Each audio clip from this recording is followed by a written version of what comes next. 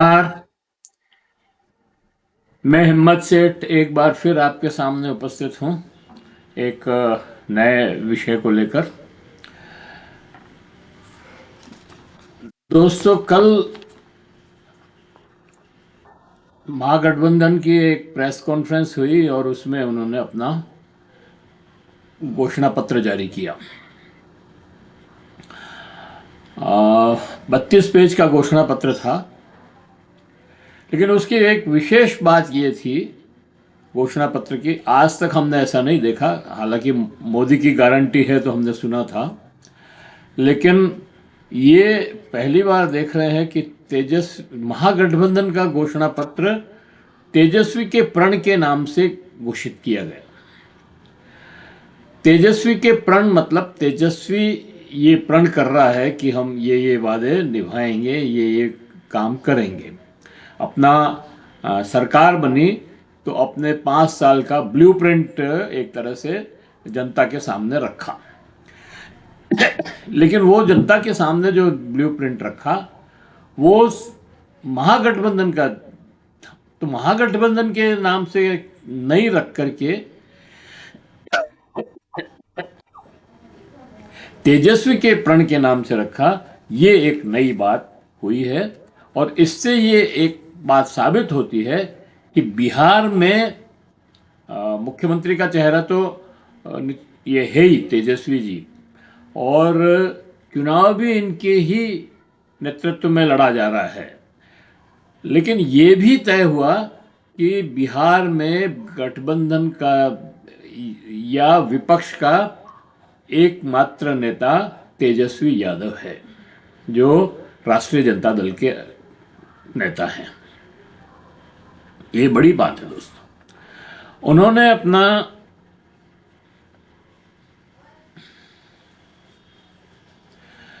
ये बात सही है कि उनको ये मुख्यमंत्री का चेहरा घोषित किया गया, सभी पार्टियों ने उसका समर्थन किया। लेकिन फिर भी जब सरकार बनेगी तो मंत्रिमंडल बनेगा, और मंत्रिमंडल में सिर्फ मुख्यमंत्री की वो नहीं होती है जवाबदेही, सारे मंत्रिमंडल की जवाबदेही होती है। तो सारे गठबंधन की जवाबदेही है इस प्रण तेजस्वी के प्रण को पूरा करने की। फिर इसका नाम तेजस्वी क्यों रखा, ये एक मिथ है, अच्छा आश्चर्य।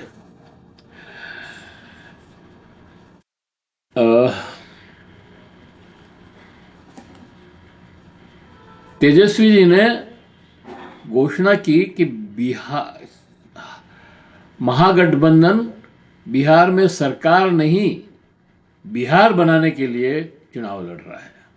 बड़ी घोषणा है ये, और इससे उनका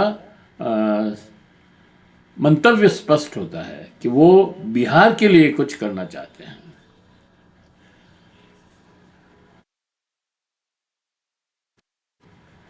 इस बार ये गठबंधन 7 पार्टियों का गठबंधन है, जिसमें मुकेश सहनी को भी, जो वीआईपी पार्टी के हैं, उनको उप मुख्यमंत्री बनाने की घोषणा की है, और 2 उप मुख्यमंत्री और बनाए जाएंगे। और इससे ये भी आभास होता है कि महागठबंधन कितना मजबूत है, एक नेता के पीछे खड़ा है और उसके प्रण को पूरा करने के लिए तत्पर है। महागठबंधन में सभी दलों के नेता थे, कांग्रेस के भी थे और लेफ्ट के भी थे, और बाकी सभी पार्टियां थी वहां पर।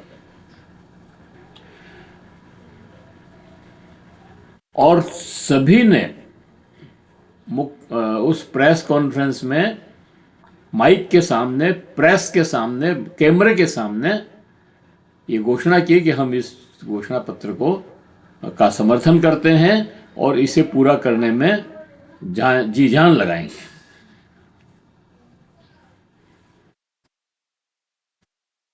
वैसे तो इस घोषणा पत्र में तेजस्वी जो अपनी रैलियों में जगह जगह घोषणाएं कर रहे हैं, उन्हीं घोषणाओं को दोहराया है उन्होंने।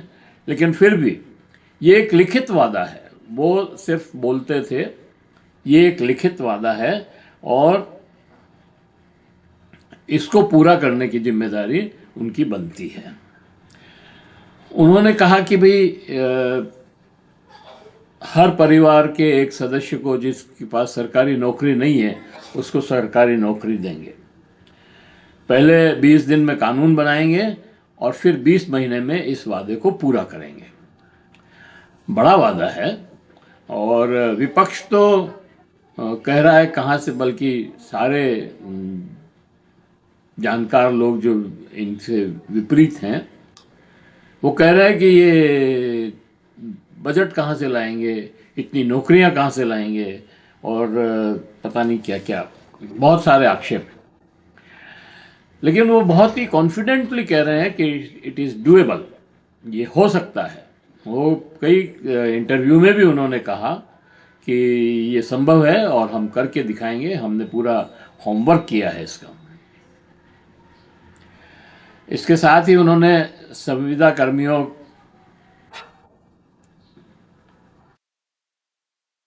कर्मचारियों को स्थायी करने का वादा भी किया। जितने आउटसोर्स किए हुए हैं सरकारी नौकरियां, सरकारी काम, उनको सरकारी नौकरी दी जाएगी, उनको परमानेंट किया जाएगा, स्थायी किया जाएगा।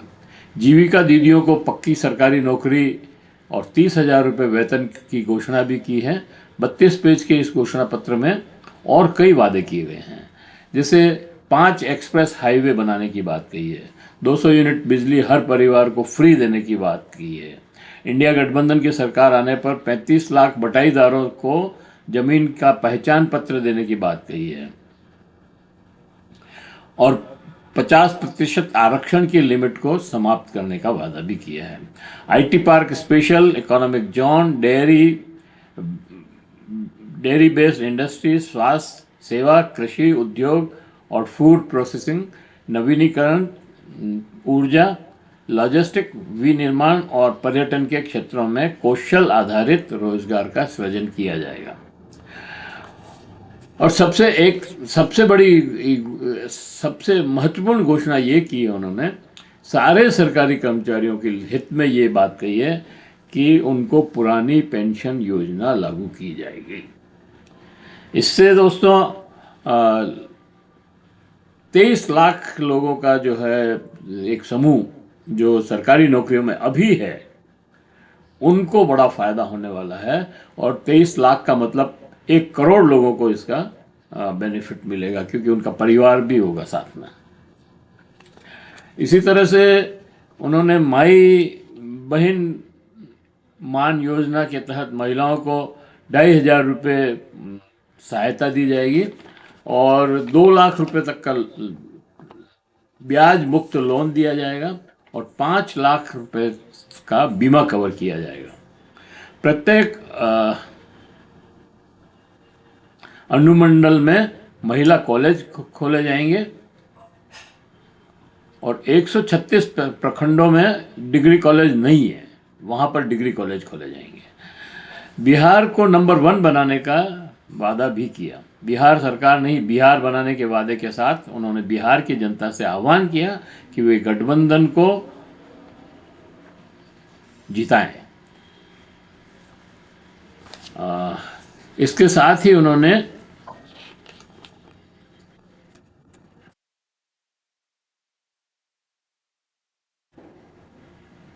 महिलाओं, युवाओं के साथ साथ सरकारी नौकरी के करने वालों को भी लुभाने का काम किया, जो मैंने आपको बताया अभी। अति पिछड़ा अत्याचार निवारण कानून बनाया जाएगा और अत्याचार करने वाले को सख्त सजा का प्रावधान होगा।